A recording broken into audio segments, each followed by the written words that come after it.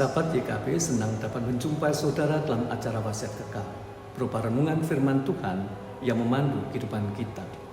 Saya Pendeta Sutrisno dari GKI Wiyung Real Residen Surabaya.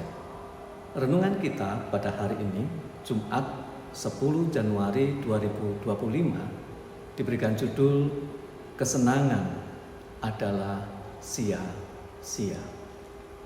Renungan ini ditulis oleh Pendeta Melanie Ayu Ekno dengan didasarkan pada Kitab Pengkhotbah pasal yang kedua, ayat yang pertama sampai dengan ayat yang ke-11.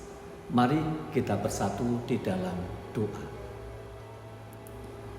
Ya Allah, sumber firman yang hidup dan yang kekal, kami datang menghadap kehadirat-Mu dengan penuh rasa syukur, sebab Engkau masih mempercayai kami akan firman-Mu.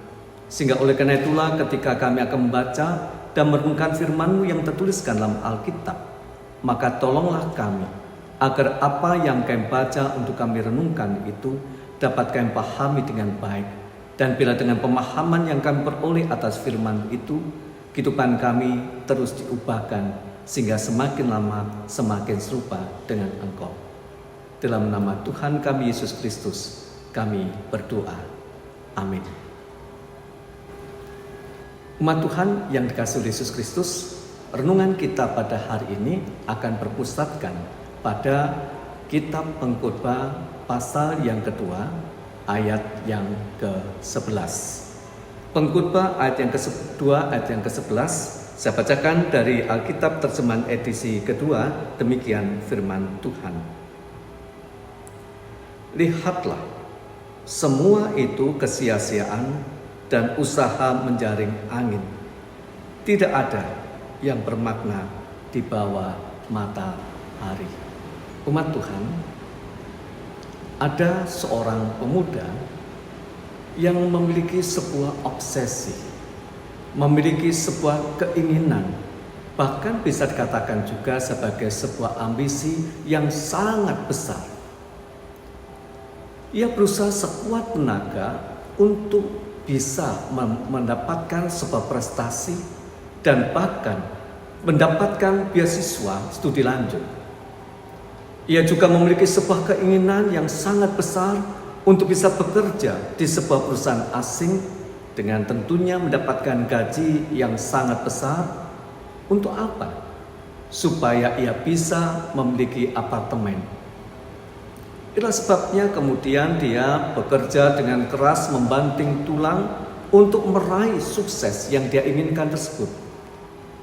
Namun tiba-tiba ibu yang ia sangat kasih itu mengalami sakit.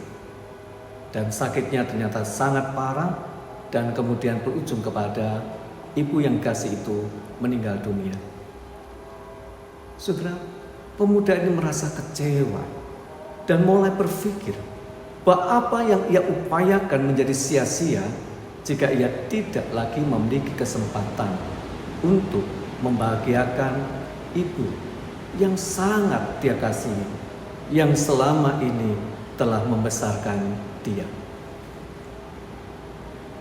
Penulis Kitab Pengkhotbah yang kita kenal dengan nama sebagai Raja Salomo adalah seorang yang dikenal sebagai seorang raja yang sedemikian berhikmat.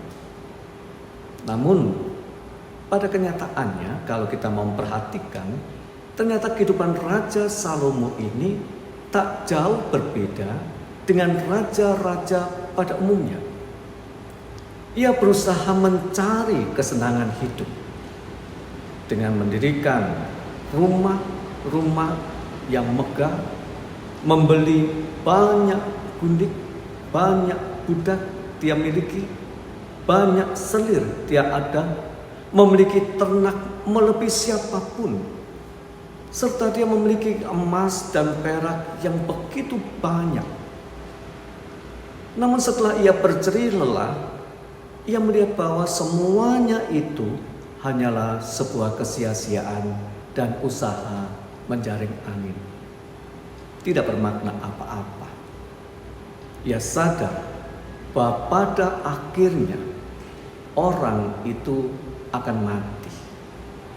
Dan ketika dia meninggal, maka dia meninggalkan semua yang telah diperjuangkannya dengan begitu rupa itu, yang sekarang sudah menjadi miliknya, untuk kemudian menjadi milik orang lain yang tak pernah berjerih lelah untuk mendapatkan apa yang dia miliki selama ini.